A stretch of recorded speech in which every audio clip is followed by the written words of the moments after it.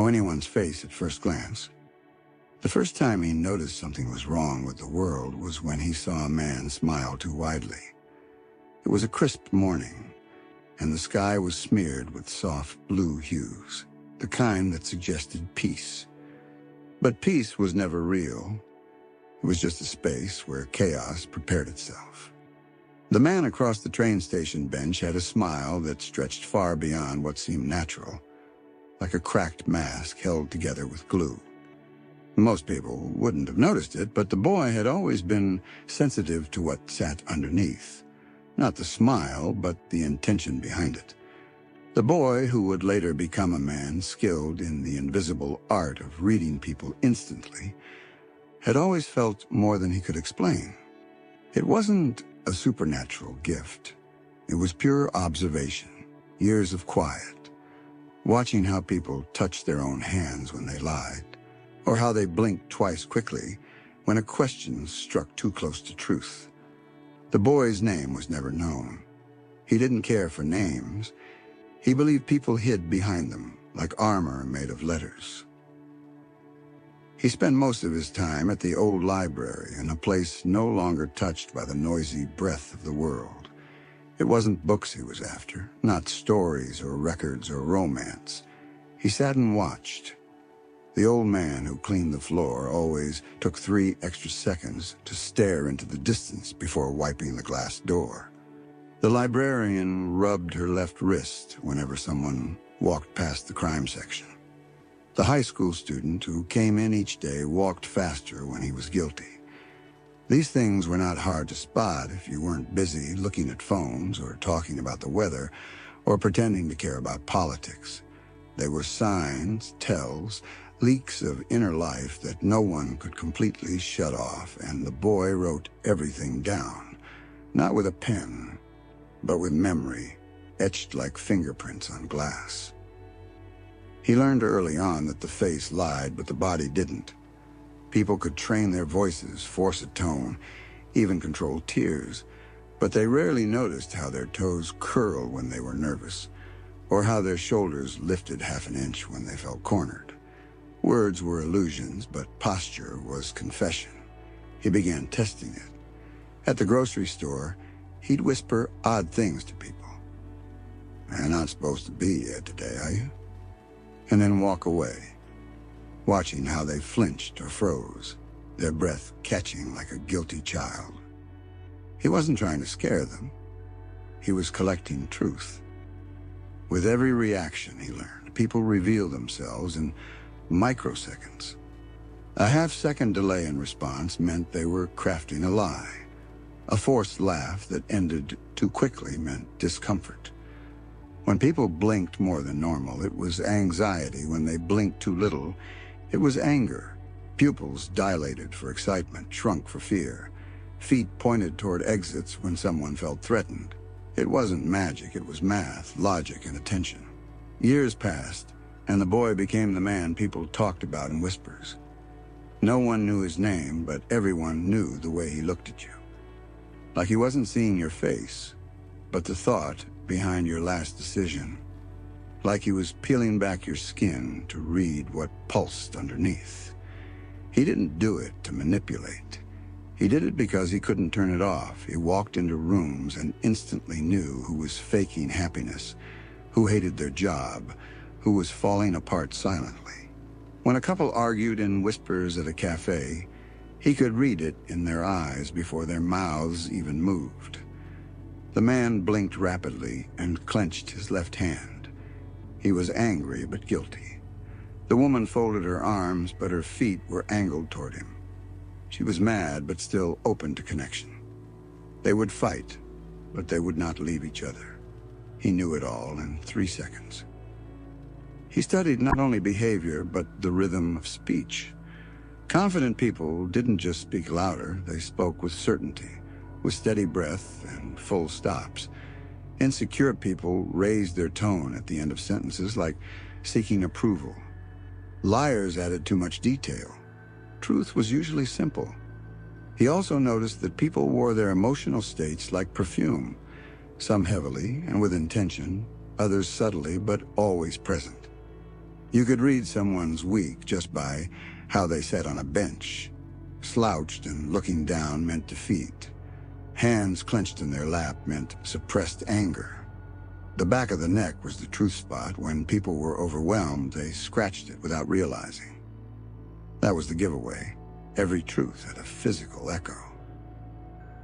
Eventually, he began helping people, not professionally, not as a therapist or counselor, but as a quiet observer who left notes. A girl who was about to marry the wrong man found a note under her coffee cup. When someone talks over your dreams, they are not your home. A boy who cried in silence at the park found a message tucked into the bench. The pain is not your fault, but healing is your job. He wasn't trying to be a savior. He just couldn't stand seeing people trapped in invisible cages built by their own blindness. People could not read themselves, but he could. So he did what he could with what he saw. They called it strange. Some even called him insane. But the notes helped. People changed their lives, and no one ever caught him doing it. He taught himself to listen, not just with ears, but with skin. The energy someone gave off when they walked into a room said more than their words ever could. People leaked fear, love, anger, hope. It wasn't about eyes alone, it was about presence. He saw how a woman blinked too often when discussing her husband, how a man fidgeted when saying he was doing great. He saw how teenagers hunched more each time they lied to their parents. The shoulders carried guilt like bricks. He trained himself in silence, in watching the breath between words. He believed the pause between "I'm fine" and the next sentence was where truth lived. And he built a mental library of those pauses. Eventually, someone asked him, "How do you always know what I'm not saying?" He smiled gently. "Because you're always saying it, just not with your mouth." The woman blinked, stunned. It was true. She had never realized how much her fingers trembled when she spoke of her sister, or how her knees turned inward when she lied about being okay. He didn't read minds. He read patterns, reactions, tells. It was all there for those who knew how to see. He never took advantage. He could have been a salesman, a con artist, a poker champion. But he chose solitude. He believed that power over people was only noble if used to free them. So he kept walking through cities like a silent surgeon of human emotion, cutting through facades, understanding people better than they understood themselves. He never judged them. Everyone wore a mask. He simply chose to see beyond it. One day a child approached him. "Can you teach me?" the boy asked. He looked into the child's eyes, wide, open, honest, and nodded. He didn't speak. He just walked, and the boy followed.